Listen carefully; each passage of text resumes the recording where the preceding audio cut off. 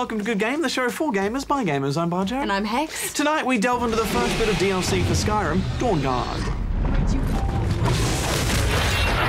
And we dive into one of the most challenging XBLA platformers ever, Spelunky.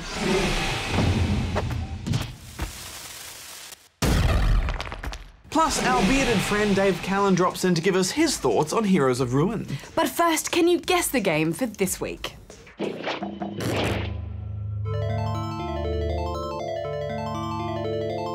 I know, and then I ate the whole thing. The whole sandwich. Oh, better go read the news, Hex. Oh. It was delicious. It was full of cheese. The recently revealed Android-based Ouya console needed to raise almost $1 million of crowdsourced funds to go into production. However, only after a few hours of being listed, the Kickstarter project reached almost $2 million from over 13,000 backers.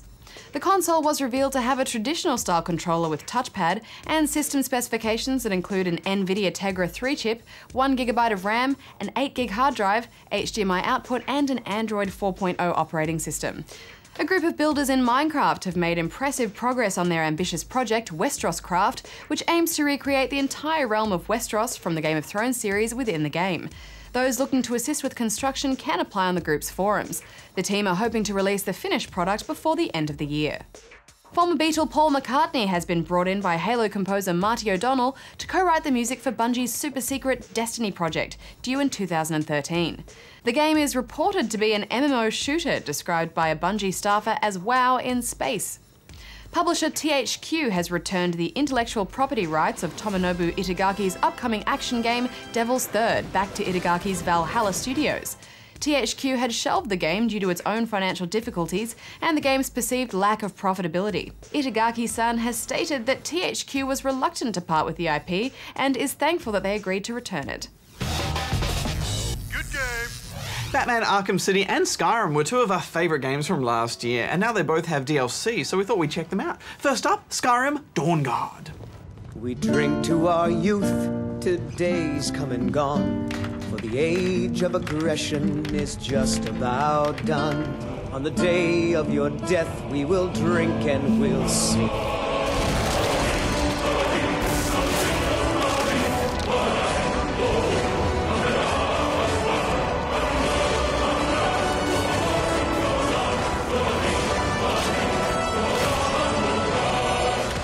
Dawnguard can be accessed if you're level 10 or higher, and spoiler warning, we are showing some early story stuff here.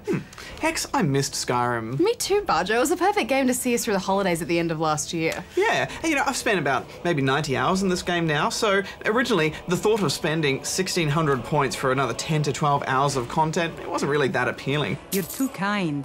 But the moment I stepped back into this world, I found myself getting distracted and harassing NPCs. I forgot how interesting it was just watching the interactions of all the NPCs in this world. How complex that was is still very impressive. I did have to pay some pretty hefty fines though before I could get this DLC going, because when I quit Skyrim, I quit on a bit of a rampage. But it wasn't long before I was kicking cutlery around like it was old times. And the moment you step into a city, absolutely everyone's talking about Dawnguard. Dawnguard this, Dawnguard that. Heard they're reforming the Dawnguard. Ha! Ezron's going to like you. Go talk to him at Fort Dawnguard, southeast of Riften. He'll decide if you're Dawnguard material. Okay, I'll go say hello to the Dawnguard people. Just stop going on about it. The Dawnguard are a group that are dedicated to wiping out vampires, and they ask you to join them in the fight. But on your first mission, you meet a trapped vampire that has an Elder Scroll. Can I have that? I think I'll hang on to my things, thank you. You don't have to become a vampire and go down that quest line, but the Lure of the Damned was too strong for us. You end up traveling with her to a typical Dracula castle and agree to become a vampire lord. This is the power that I offer. As the plot unravels, you uncover the vampire's plans to block out the sun. But not everyone on their side wants this to happen. We have to stop him before he goes too far. And to do that, we need the Elder Scroll. I think there's enough story and intrigue in this storyline to pull you through. The main companion that you have with you, Serana, isn't bad. She's got some over-the-top moments, but I thought she was quite a cool companion to have with you. The problem is, this DLC starts at level 10, that's when you can access it. So I think if you are a lowish level like that, you'll have a pretty good time, but I'm level 40 now and I am pimped out. Full dragon scale, even my enchants have enchants, you know? And so I didn't drop below 95% health once, and I think that'll happen to a lot of Skyrimers out there. I didn't find one piece of loot worth equipping Hex, or even picking up, just left it on the ground. The other downside if you're high level is you won't be able to put as many points into the vampire skill tree because you get those points when you level, and you level so much slower the higher you are. So it was a real shame that we didn't even get to experiment with that skill tree much. As a vampire, you can shoot fireballs and also raise the dead to fight alongside you. You can also do a melee attack. I think it's more fun being a vampire than a werewolf, but it's still completely impractical when it comes to fighting if you've got half-decent gear, so it's a bit of a novelty more than anything else. You're playing this awesome, powerful vampire, but he's pretty ugly. He has wings, but they're so wimpy and tiny you can't even fly with them, really. You just do this weird ground glide. Lame. I like them.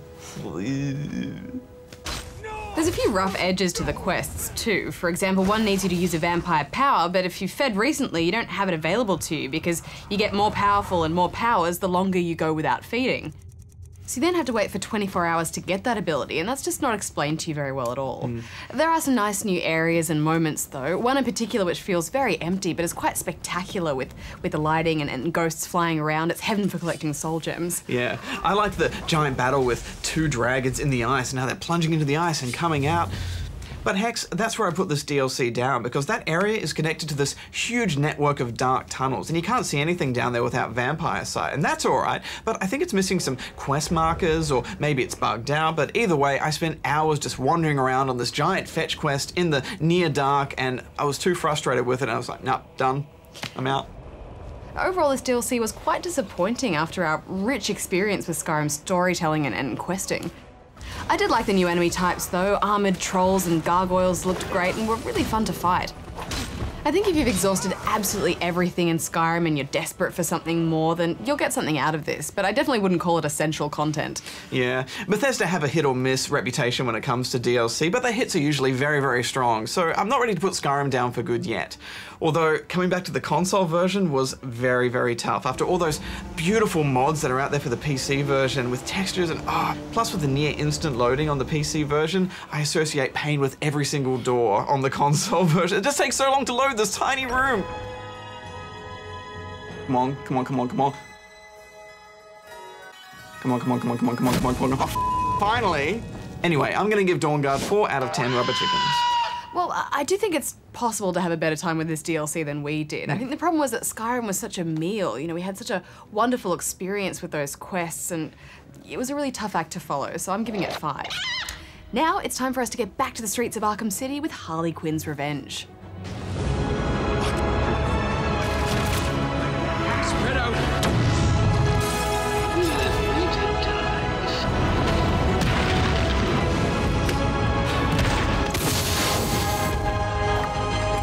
We'll help him once we find him.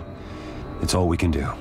Harley has decided to take revenge for you-know-what, and of course she adds a certain theatricality to her scheme. This includes holding a group of Gotham PD's finest hostage and using them as bait to lure Batman from the shadows.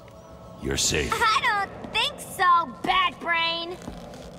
But when he goes missing and hasn't been heard from for 2 days, Tim Drake, aka Robin, takes it upon himself to go behind the walls of Arkham and save the Dark Knight. Helps having friends, doesn't it? And playing as Robin does feel a bit different to Batman too. He seems a bit lighter on his feet. Yeah, and he's got a good range of gadgets too. He's pretty handy with his bow staff, which has an expanding shield that can deflect bullets, and his zipline can get him around quickly and smoothly. I don't know why everyone hates on Robin so much, Barjo. I know the previous Robins have been a little bit camp, but this one definitely felt badass to play as, and I think his bow staff is a really cool weapon. Yeah, there's a few hit or miss interpretations of Robin, but this is a good one, and even though his cape is nowhere near as cool as Batman's. Whatever you say.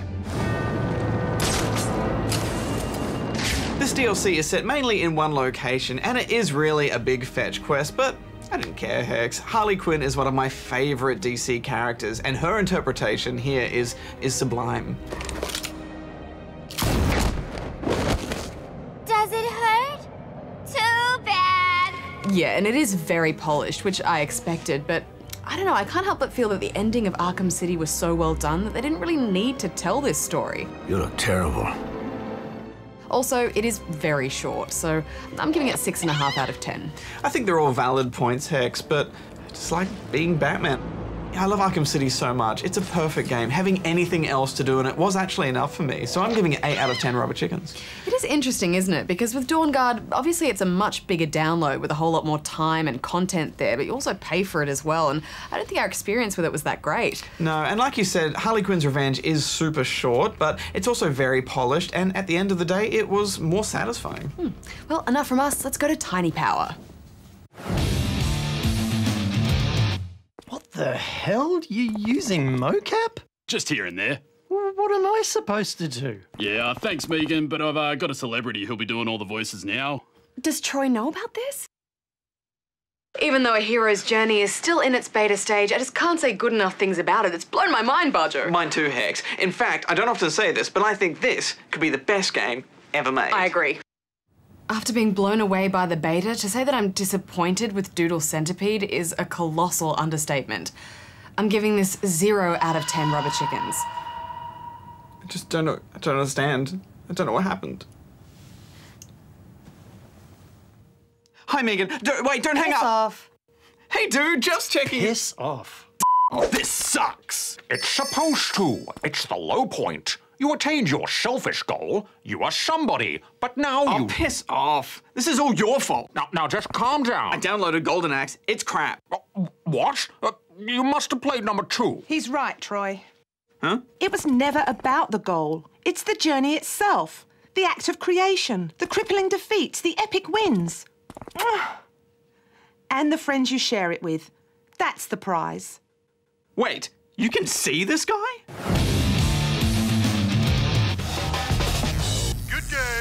You know, if you're an action RPG fan, you probably have a few on your console or PC, but what if you want to scratch that fetch quest for loot? Itch on the go will never fear. Square Enix and Nintendo have teamed up to bring you Heroes of Ruin, and it's actually quite good.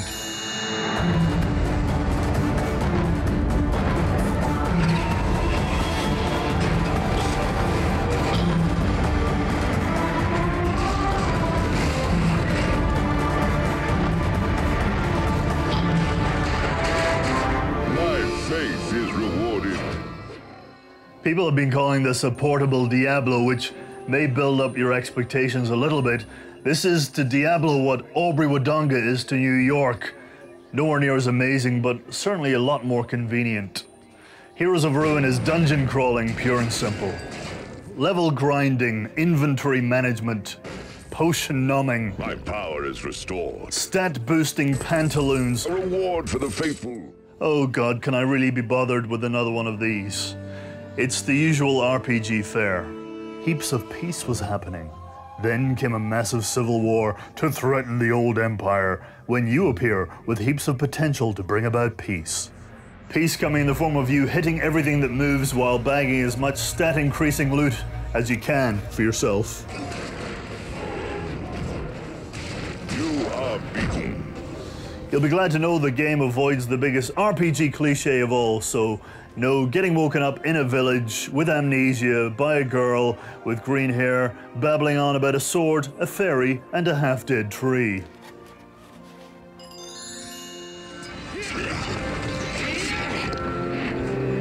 You look capable. I've got a job for you. Oh, sorry. I was just replenishing my mana. In the game, you start shipwrecked off the coast of a central hub town called Nexus. That's right, they called the hub town Nexus. That's like calling a restaurant the Food Building. At the character select screen, the first option was a chap with a lion's head and a massive sword. Great. No further questions, Your Honor. Justice be done. That'll be me then. Your other options are a barbarian with claws,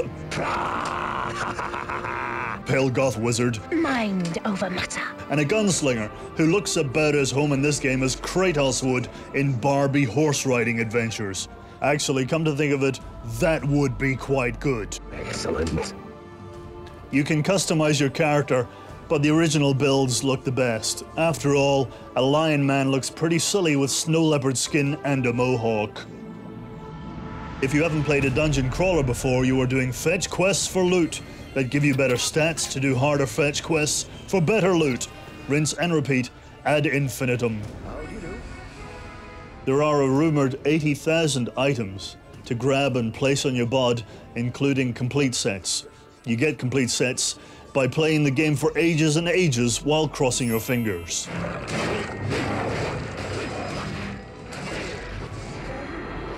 It's quite satisfying, actually. Gradually ramping gear is one of the oldest hooks in the business, along with skill tree unlocks, but it's a recipe that works, it's done well here, and is something even a jaded dungeon crawler like me can get behind. Another villain falls. The missions are fun and very nicely in style, from basic statue-moving puzzles to severing and collecting 5 elf ears. What would Santa think?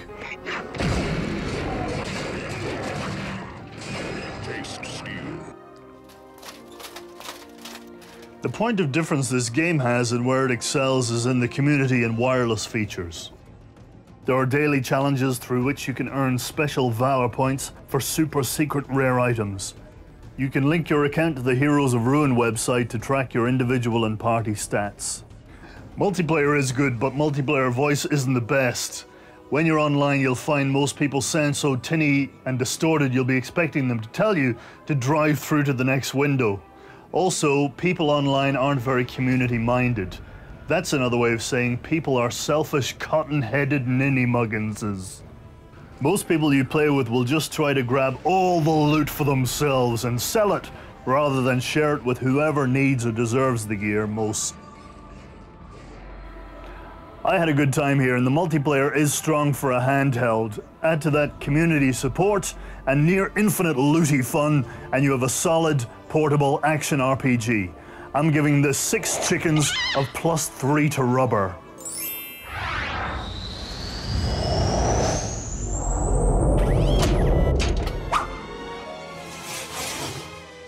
The Star Wars universe has never been short of locations to inspire levels, yet with all these possibilities, we're always drawn, as if pulled in by some sort of tractor beam, to one particular location, and it's one that can always be fired when ready.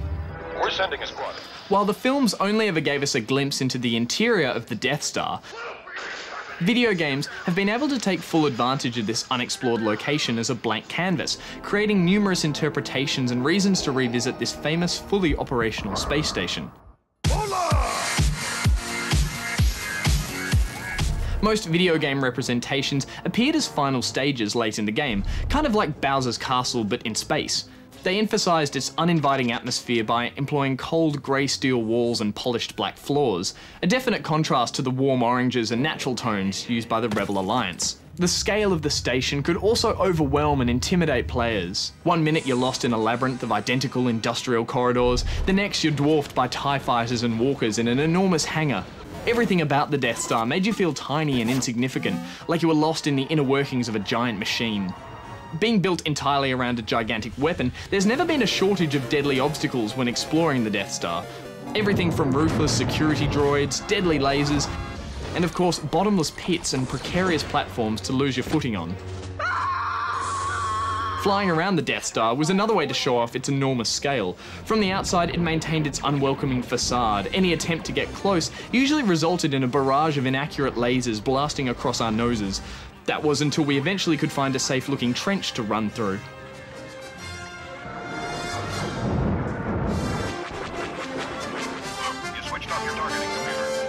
No matter what scenario led players back to the Death Star, a few things were always certain. You were never usually invited there, you should always steer clear of the trash compactors, and don't stick around long enough to see the fireworks.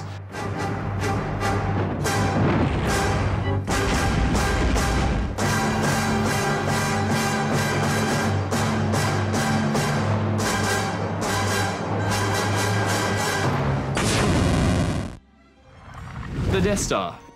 It's no moon. Good game. Thanks, Goose. Hex, you know I love brutally challenging games, and Spelunky distills decades of 2D platforming into one seriously punishing package. It could be this year's Super Meat Boy.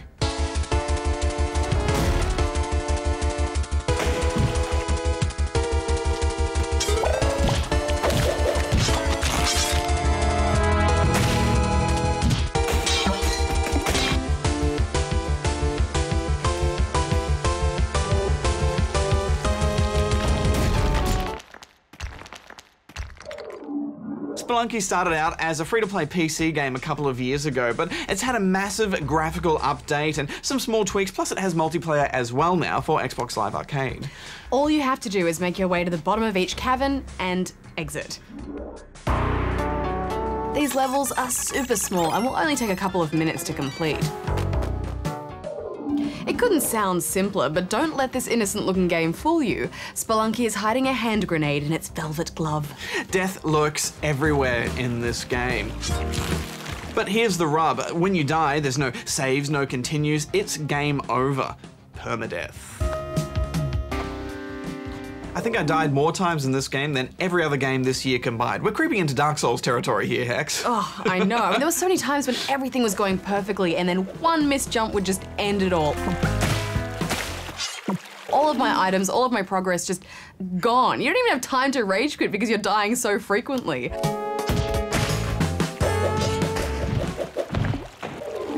I did come very close to walking away many times, though. I walked away a few times, but then I walked straight back there because the levels are randomized. Every single time you play it, you're going to be playing a new level with new enemy locations. I must have played that first level, I don't know, countless times, 100 times, and each time it was different. And it's sophisticated, randomly generated content too. It all makes sense and it all works, and I think the game would be less compelling if it didn't have that in there. Absolutely, because you can't learn the level layouts. I mean, you're forced to focus on honing those reflexes and general strategies that'll work in any situation. And I think the key to staying alive really is to always carry something with you. And this is so you can throw it to trigger traps or out-of-reach enemies.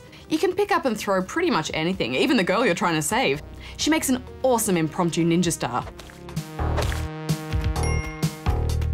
I remember at one point early on I said to you, look, she's indestructible, you can throw her at anything. She isn't though, is she? No, no, she's not. I like how they give you the option of swapping out the cliche damsel in distress with saving your puppy dog. Or the male stripper. Yes, it's all very PC, isn't it? I like that they all have their own distinct whimper to let them know that you're nearby. And it's usually worth trying to save them because it replenishes a very much needed hit point. Sometimes deciding whether or not to save them is agonizing. I mean, do you drop that shotgun you just purchased to carry them to the exit? I mean, it's amazing how much subtlety and depth they've woven into this game. Yeah, and the controls are so tight too. It reminded me a lot of Super Meat Boy. They just work really well. You also can't race forwards because if you jump off a ledge, something like this will happen.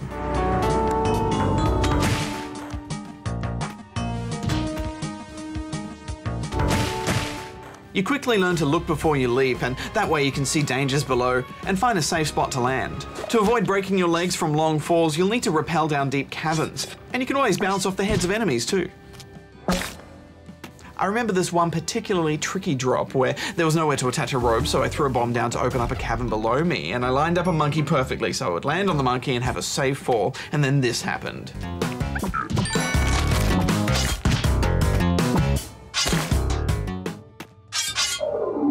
He moved out of the way at the last second. Game over. All that work on. I know, you won't stop going on about it. Stupid monkey. I don't think it was as bad though as the time that I first got to the jungle ruins.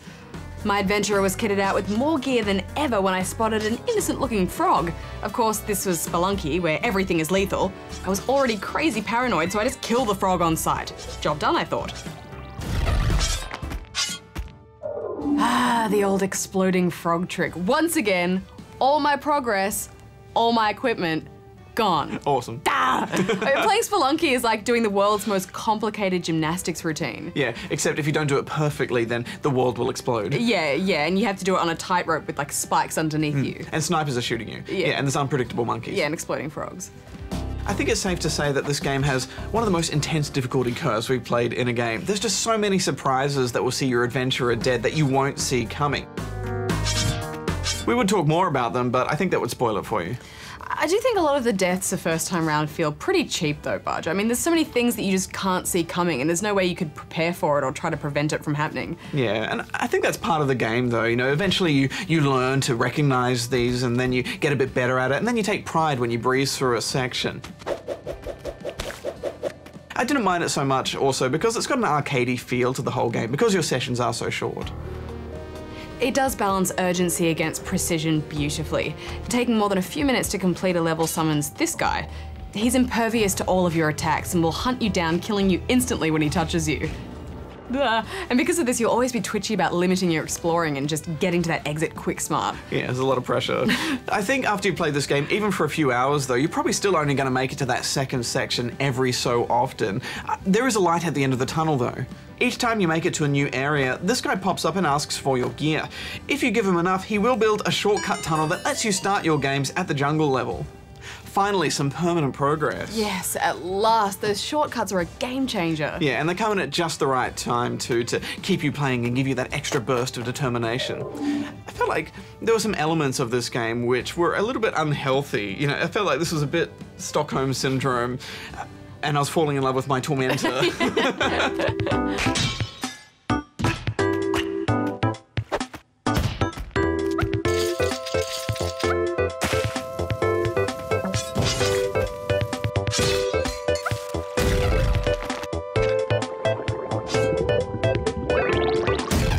There was definitely a part of me that enjoyed just a little bit being punished and tormented by the brutal difficulty here.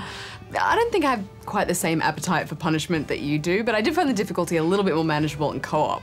This way you can gang up on enemies and death is no longer utterly permanent because you can find coffins and bring your friends back from the dead. And even when they're dead, they can help you as ghosts. You weren't so keen on the multiplayer though, were you? No, I just think it slows the pace of it. When you're playing on your own and you're blitzing an area like a well-oiled platforming Terminator, that's where it feels best. But when you have to communicate with others and wait for them to sort out their stuff... Gold! More gold! Sorry about the gold, let's go. Let's go. Come on. I can't see because you've gone too far ahead. Maybe I should go faster. If you rush it, then we'll make mistakes. Plus you kept getting me killed. Caution is the way to go here. Okay. I'm sorry. You don't sound sorry. Stop complaining, you're in the way. One thing I wasn't super keen on was the art style. I think there's a fine line with retro looking games and it can be simple, but it's got to be unique and this looked very familiar to me. Yeah, I agree with that, but also the familiarity was what I liked most about it. It reminded me of some Mega Drive game that I couldn't put my finger on, you know, like Alex Kidd, but it had elements of some other old games and it just felt at home to me and I like that part of it. Well, I don't think this game is for everyone, but I also think after a few minutes of playing it, you'll realize straight away whether you want to develop an unhealthy obsession with it. I think it's fantastic. I'm giving it 9 out of 10. It's 7.5 from me. All right, I'm gonna drop a bomb here. Get out. No!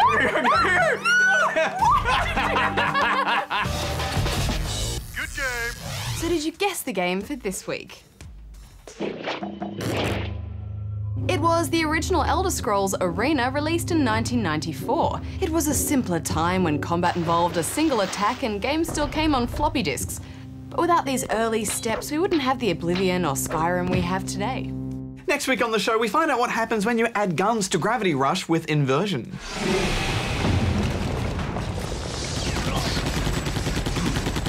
And we'll explore the new MMO, The Secret World. Look out!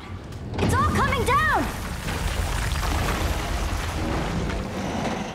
It's such a unique MMO, isn't it? We've been playing a lot of it over the last week, and Hex, I'm not ashamed to admit, I've got a bit of an MMO hangover today. Oh yes, I can see the dark circles, a classic sign. Yes, haven't slept much, haven't eaten much. Spacing out everywhere. Yeah, running out of pants. Thanks for tweeting, tweeters, and don't forget to check out some games for younger gamers in our ABC3 show Good Games Spawn Point this weekend. We're checking out the Connect game Mini Ninjas.